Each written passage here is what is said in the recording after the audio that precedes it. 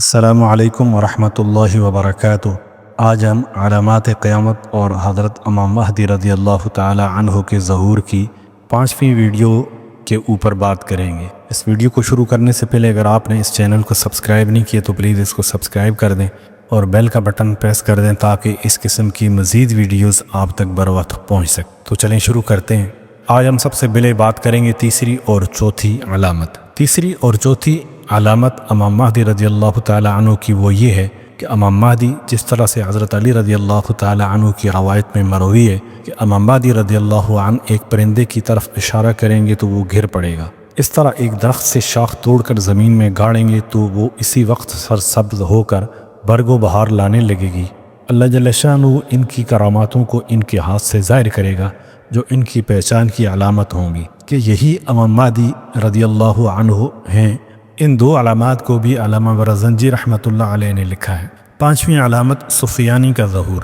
امام مہدی رضی اللہ تعالی عنہ کی شناخت کی سب سے بڑی علامت جو ہوگی ان میں سے 3 علامتوں کا سب سے پہلے پیش آنا ہے۔ ان 3 علامتوں میں سے سب سے بڑی علامت وہ کیا ہے؟ وہ ایک سفیانی کا تذکرہ ہے جس کا کئی روایات میں تذکرہ ملتا ہے کہ وہ ملک شام کے علاقے سے ظہور کرے گا اور دمشق میں قتل و غارت کرے گا۔ اتنا قتل و غارت کرے گا، اتنا قتل و غارت کرے گا کہ حدیث میں آتا ہے کہ ماؤں کے پیٹ چاک کر کے بچوں کو نکال، نہ ماؤں کو چھوڑے گا نہ بچوں کو چھوڑے گا، چن چن کے علماء کو قتل کرے گا، شہید کرے گا۔ وہ حضرت سفیان رضی اللہ عنہ کی نسل میں سے ہوگا۔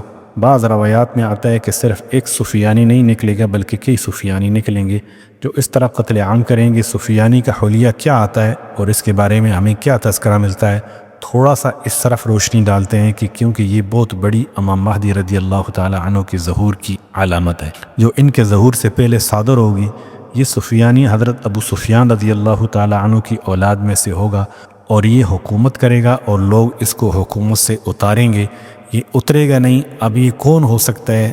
آئیں اس کی علامات دیکھتے ہیں۔ سفیانی کی علامات۔ جس سفیانی کے بارے میں تذکرہ آتا ہے ابتدا میں مسلمانوں سے یہ قریب ہوگا، پہلے مسلمانوں کی خیر خواہی کے کام کرے گا اور جب مسلمان اس کو اپنا لیڈر بنا لیں گے اس کے بعد یہ چن چن کے لوگوں کو قتل کرنا شروع کرے۔ ایک روایت میں تذکرہ یہ آتا ہے کہ پہلے ایک سفیانی ہوگا، پھر وہ فوت ہو جائے گا اور اس کا بیٹا آئے گا، وہ بھی اسی طرح قتل کرے گا اور پھر اس کا بیٹا بھی اسی طرح قتل کرے گا۔ ہمارے دور کے کئی علماء جن میں کئی سعودی علماء، عرب علماء بھی شامل ہیں، اکثریت اس طرف گئے ہیں کہ شام کا جو بشارت الاسد ہے وہ یا اس کا باپ، یہ دونوں اس علامت میں شامل ہیں۔ اس کے باپ نے بھی قتل و غارت کیا تھا اور یہ بھی قتل و غارت کر رہا ہے۔ بہرحال اللہ ہی کو علم میں ہے۔ سرعام برائی کا ارتکاب۔ سفیانی کے بارے میں آتا ہے کہ یہ اتنا دلیر ہو جائے گا کہ اگر یہ قتل و غارت کرے گا تو کوئی اس کو روکے گا نہیں اور برائی کے کام بھی سرعام کرے گا، شراب بھی سرعام پیے گا اور زنا بھی سرعام مسجد میں کرے گا۔ اگر سفیانی کے حلیے کے بارے میں بات کریں، اس کے تذکرے کے اندر جو اس کی رنگت کا بیان آتا ہے بعض روایات سند کے اعتبار سے ذرا کمزور ہیں، جن میں تذکرہ یہ آتا ہے کہ رنگت اس کی پیلی یعنی سفیانی کی رنگت پیلی ہوگی، ٹانگیں پتلی پتلی ہوں گی۔ نعیم بن عباد رحمۃ اللہ علیہ نے کتاب الفتن میں اس کا حلیہ نقل کیا ہے۔ وہ لکھتے ہیں سفیانی خالد بن یزید بن ابی سفیان رضی اللہ تعالی عنہ کی اولاد میں سے ہوگا۔ یہ شخص بھاری بھرکم جسم والا ہوگا، چہرے پر چیچک کے آثار ہوں گے، آنکھ میں سفید داغ کا نشان ہوگا۔ دمشق کے نواحی علاقوں میں سے ایک وادی سے خروج کرے گا جس کا نام وادی یابس ہوگا۔ وہ 7 آدمیوں کی ایک جماعت کے ساتھ خروج کرے گا جن میں سے ایک کے پاس ایک جھنڈا بھی ہوگا۔ لوگ اس کے جھنڈے تلے مدد آنے کا خیال کریں گے اور اس کے آگے آگے 30 میل چلتے ہوں گے۔ جو آدمی بھی اس جھنڈے کو سرنگوں کرنا چاہے گا وہ خود ہی شکست سے دوچار ہوگا۔ کتاب الفتن میں حضرت عبداللہ بن مسعود رضی اللہ تعالی عنہ کی روایت میں اس کے کانے ہونے کا ذکر ہے۔ دوسری روایت میں بازو اور پنڈلیاں پتلے ہونے، گردن لمبی ہونے، رنگ زرد ہونے کا تذکرہ ہے۔ اس کی مدت کے بارے میں کتاب الفتن میں روایت میں 3 باتیں آتی ہیں۔ 3.5 سال، 19 ماہ یا 17 ماہ اس کی حکومت ہوگی۔ کتاب الفتنی کی روایت میں یہ تذکرہ ملتا ہے کہ کئی سفیانی آئیں گے، البتہ سب سے بڑا وہ ہوگا جس کا حلیہ ابھی بیان کیا۔ اور ایک روایت میں یہ بھی ہے کہ ایک سفیانی جو بہت قتل و غارت کرے گا وہ پھوڑا کے نکلنے سے مر جائے گا، تو ایک اور سفیانی جس کا نام عبداللہ ہوگا اور اس کی دونوں آنکھیں اندر دھنسی ہوں گی، وہ شام پر قبضے کی کوشش کرے گا اور اس وقت اہل مشرق شام پر چڑھ دوڑیں گے کہ وہاں کوئی حکومت نہیں رہی مگر یہ سفیانی سب کو شکست دے کر مصر بغداد پر قبضہ کر لے گا، یہاں تک کہ یہ خبیث مدینہ منورہ پر قبضہ کرنے کے لیے لشکر بھیجے گا اور یہی وقت ہوگا امام مہدی رضی اللہ تعالی عنہ کے ظہور کا۔ نعیم بن عماد کی کتاب الفتن میں محمد بن حنیفہ کے حوالے سے ایک جھنڈا البقع نامی آدمی کا ہوگا، ایک اصحاب کا اور ایک سفیانی کا ہوگا۔ سفیانی کی حکومت کے حالات کے بارے میں بات کریں تو فیانی کی جو علامت ہے اس کے بارے میں التذکرہ میں ایک اور پہچان اس کی ملتی ہے، وہ یہ ہے کہ سفیانی کا جو خروج ہوگا وہ دمشق کی وادی سے ہوگا جس کا نام یابس ہوگا، اور اس کی ایک اور پہچان یہ ہوگی کہ اس کے زمانے کے اندر دمشق کی جامع مسجد کے مغربی جانب کی دیوار گرے گی۔ اس سے بعض روایات میں تذکرہ آتا ہے کہ یہ سفیانی ترکی کے لوگوں اور روم والوں سے جنگ کرے گا۔ یہ وہ ترک نہیں ہیں جو تتاری تھے، یہ روم والوں سے جنگ کرے گا اور ان پر غالب آ جائے گا اور زمین پر فساد کرے گا۔ اس دوران کچھ قریشی حضرات بھاگ کر قسطنطنیہ چلے جائیں گے۔ قسطنطنیہ یہ موجودہ استنبول ہے۔ موجودہ استنبول کے بارے میں احادیث میں تلاش کیا تو ایک عجیب بات ملتی ہے کہ امام مہدی رضی اللہ تعالی عنہ کے ظہور سے پہلے قسطنطنیہ یعنی موجودہ استنبول ہے، اس کی 2 فتوحات کا تذکرہ ملتا ہے۔ ایک فتح اس کی ہو چکی ہے اور دوسری فتح اس کی کب ہونی ہے وہ بھی ایک علامت ہے جو پوری نہیں ہوئی۔ استنبول پر کیا حالات آئیں گے، کیا ہوتا ہے اور کیا ہے، یہ اللہ ہی بہتر جانتا ہے۔ اس طرح سفیانی کے بارے میں آتا ہے کہ سفیانی جو ہے اس کو لوگوں نے نہیں ہٹا پائیں گے اور لوگ بھاگ کے جائیں گے اور پناہ لیں گے قسطنطنیہ میں یعنی ترکی میں پناہ لیں گے، استنبول میں پناہ لیں گے۔ جب سفیانی کو یہ بات معلوم ہوگی تو روم کے فرمانروا کی طرف پیغام بھیجے گا کہ ان لوگوں کو میرے پاس واپس بھیج دو۔ اس روایت سے پتہ چلتا ہے کہ جس وقت سفیانی کا ظہور ہوگا تو روم سے مراد عیسائی ہیں، یہ موجودہ اٹلی نہیں ہے بلکہ روم سے مراد نصارہ ہیں۔ تو اس وقت ترکی عیسائیوں کی حکومت میں ہوگا اور وہ عیسائیوں کے پاس پیغام بھیجے گا کہ جو لوگ بھاگ کر آئے ہیں اور تمہارے پاس پناہ لی ہوئی ہے ان کو میرے حوالے کر دو۔ وہ واپس بھیج دیں گے اور سفیانی دمشق کے دروازے پر ان لوگوں کو شہید کر دے گا۔ اسی طرح سے لوگ وقتاً فوقتاً اس کے ساتھ بغاوت کرتے رہیں گے اور یہ ان سب کو قتل کرتا رہے گا، حتیٰ کہ یہ اتنا دلیر ہوگا کہ یہ عراق کی طرف پیش قدمی کرے گا۔ حدیث میں اس کا تذکرہ ملتا ہے۔ یہ بہت بڑی علامت ہوگی جو پوری ہوگی۔ اس کے بعد امام مہدی رضی اللہ تعالی عنہ کو ظہور ہوگا۔ یہ سفیانی عراق کی طرف جائے گا اور بغداد پہنچ کر 1 لاکھ کے قریب لوگوں کو قتل کرے گا۔ پھر کوفہ کی طرف جائے گا اور وہاں 60,000 افراد کو قتل کرے گا۔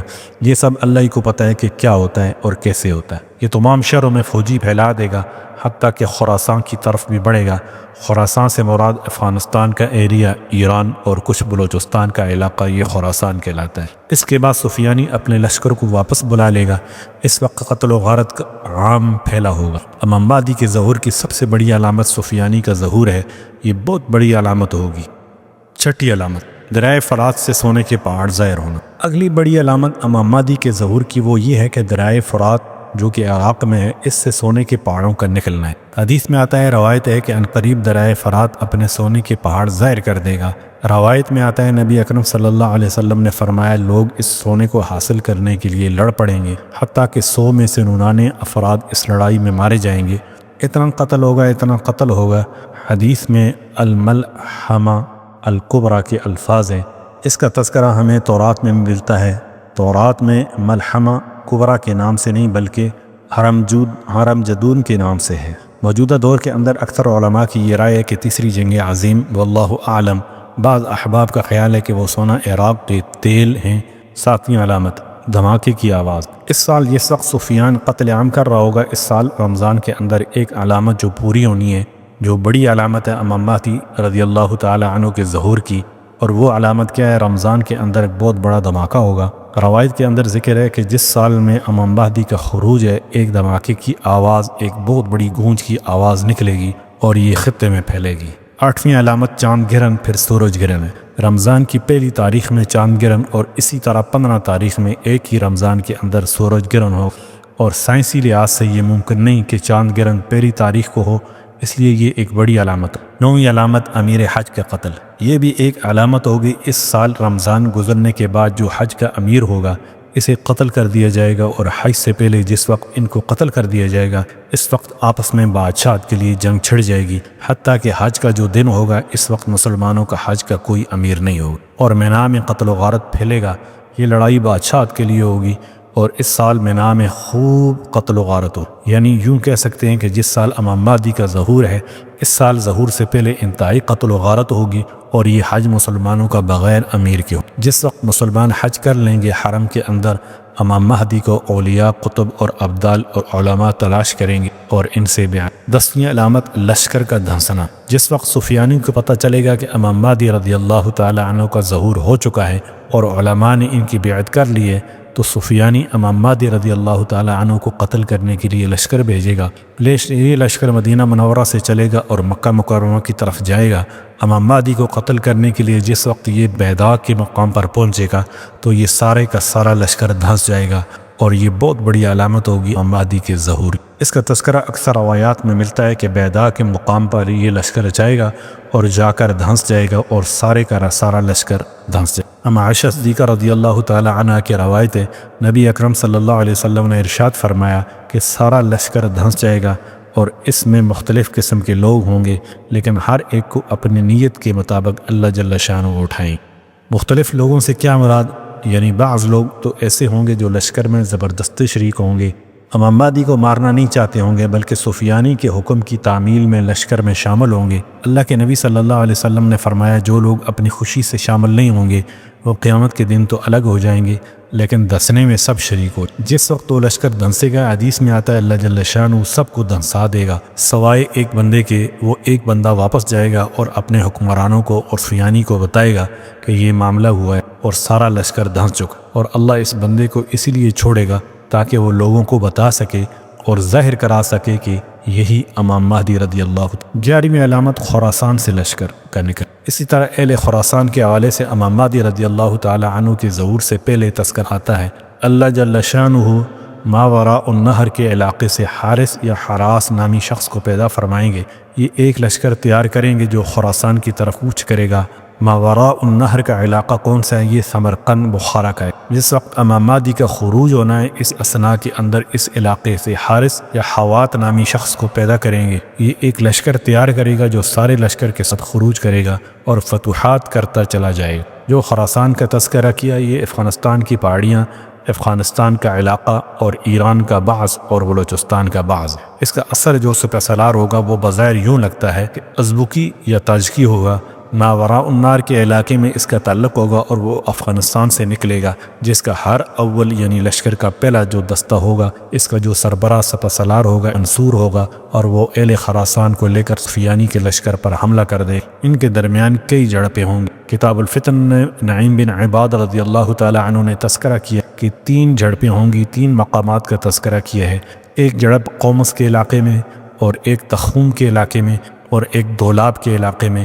ان کے بارے میں خاص نہیں بتا کہ یہ کون سے علاقے۔ بہرحال اس وقت اس لشکر کی لڑائیاں اہل خراسان کے ساتھ چل رہی ہوں گی، یہ امام مہدی رضی اللہ تعالی عنہ سے پہلے کی۔ بظاہر تو یہ معلوم ہوتا ہے کہ وہ سفیانی جو دمشق سے نکلے گا، اس کا غلبہ پورے عالم اسلام پر پھیل چکا ہوگا، اور عالم اسلام کے اندر جو مقامات ہیں جیسے عرب ممالک بھی ہیں، یہ سب اس کے بھاگ چکے ہوں گے، اور جو حق ہوں گے وہ اس سفیانی کے ساتھ لڑ رہے ہوں، اس کو مار رہے ہوں گے، اور اس وقت لڑائیاں ہو رہی ہوں۔ اس سفیانی کے بارے میں صراحت سے تذکرہ آتا ہے کہ وہ خاص طور پر علماء کو قتل کرے گا، اور سادات کا دشمن ہوگا، اہل علم کا دشمن ہوگا، اور سادات کا دشمن ہوگا، جس کے بارے میں اس کو پتہ چلے گا کہ یہ سید ہے، اس کو قتل کر۔ آج کے لیے اتنا ہی، انشاءاللہ یہ ویڈیو، تب تک السلام علیکم۔